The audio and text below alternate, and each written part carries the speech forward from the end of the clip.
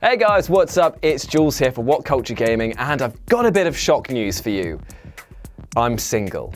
I know, it comes as a bit of a surprise. I mean, who wouldn't want this pale and hairy hurricane going up and down them every single night? But it is true.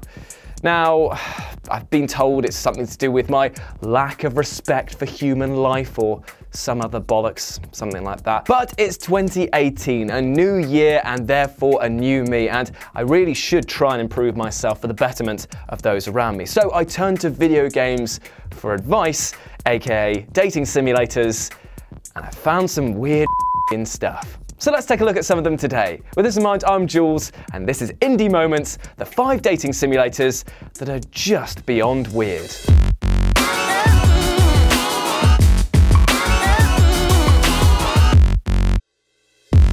Number 5, Tulip. So let's start off with the least offensive of the bunch, Tulip for the PS2. This game is all sorts of nice, and I'd actually define it as a charm up with strategy elements, because your goal is to basically kiss every single member of a town in order to win over the heart of the girl of your dreams and increase your reputation with the populace. Now, I would suggest maybe not trying this in real life, because I did, and it didn't go too well. Going around the city and helping people with their problems only to be rewarded with a little peck on the cheek is lovely stuff. Weird as it may be, it's still very friendly. It's charming, even with its weird message, and it's full of lovely, heartfelt moments. Give this one a try if you just want something a bit peaceful. But on to the weird stuff. Number 4, Hatoful Boyfriend. When a simulator about being a human woman who gets to choose which bird she'd likes to date is only number 4 on a list, you know we're in for a fun time. Yet Hatoful Boyfriend, or Hatoful Boyfriend, however you pronounce it,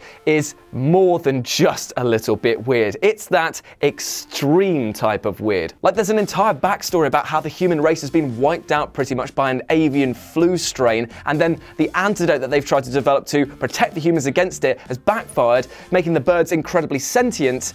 And then there was a war, an honest-to-God war betwixt bird and man. And here we are. In fact, the dating sim part of this game gives way pretty quickly to some very dark material. There's a teacher who wants to kill his students. There's an anti-human group who wants to exterminate all human life. You can even join a biker gang full of birds. Brilliant. It's bizarre in so many ways, but because of the comedy and the weird stuff that they put in there, it is a joy to play. Number 3, Shark Dating Simulator XL. Okay, let me just start you off with the blatantly obvious. This game is f***ing dumb. You're trying to a goddamn shark woman. It pulls no punches. I mean, to be fair, the game is called Shark Dating Simulator XL, so the clue's in the name. The humor in this game is puerile, bro-tastic, and simplistic and silly in so many ways, but thanks to its very short runtime of about half an hour per playthrough, it never feels like it overstays its welcome. The weirdness, though, comes not only with the fact that you're trying to date a shark, but how you try to win her heart. Because apparently when you're nice to Shark-chan, she gives you balls. Not testicular ones, although you would need them to deep six a shark. I'm talking literal pachinko machine metal balls, which you use to drop down and burst heart bubbles in order to win her affection. It's bizarre. I really like it. It is utterly ridiculous and teaches you nothing about human dating techniques, but then again, you are trying to date a shark, so I wonder if that even applies. Number 2, Gakuen Handsome. Imagine if you lived in a world in which your attractiveness was defined by how long and sharp your chin was. Now, if you are saying, what the f, Jules, then I'm right there with you, buddy. But still, that is the world of Gakuen Handsome. As a transfer student to a prestigious boys' school, you take a round-chinned chump on a quest to find love with any of these boys. Now, each of these lads has a goddamn weapon on their chin, quite literally because at one part in the game, one of the most attractive students stabs you by accident with his chin. That is a thing that happens. If you can get past the bizarre visuals of this dating sim, then you will find a game which pokes fun at the genre and is so fun to play. It's ridiculously and intentionally silly. And it's great fun. Worth a try. And number 1, DokiDoki Literature Club.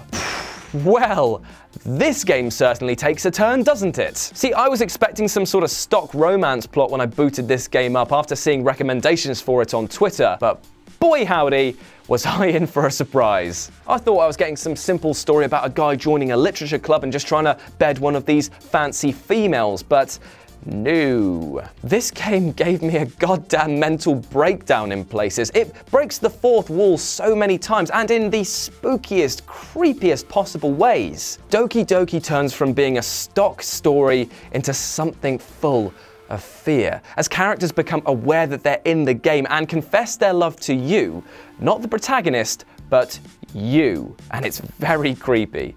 Characters die, characters are involved in weird, shocking, brutal moments, and there is no happiness to be found towards the end of the game. But I loved it. This is a game that scared me stiff in all the right ways, and also proves that I actually don't need to change my dating habits because murder, sex, and violence are all intertwined. Top job. Back on Tinder then, I guess. And that's my little list on the dating sims that were just too weird. Let me know what you thought about them down in the comments section below, and if you look above me, there should be a poll allowing you to decide and vote on what you'd like to see next on Indie Moments. Is it going to be a top 5 indie games designed to give you an existential crisis, or a top 5 indie games for psychopaths? Up to you. I will abide by the decision that is made by the community, for I am the man of the people. As always, I've been Jules, you've been awesome. Swing by WhatCulture.com for more news and articles like this every goddamn day, and I'll speak to you soon. Hey guys, thanks for making it to the end of the video. Aren't you a star? Don't forget to subscribe below, and also the people who made this video, they're right here, so go and follow them and give them some love. If you want to see more content, there's probably some stuff flowing up above my head. Why not check it out? It could be fun. I'm not your dad.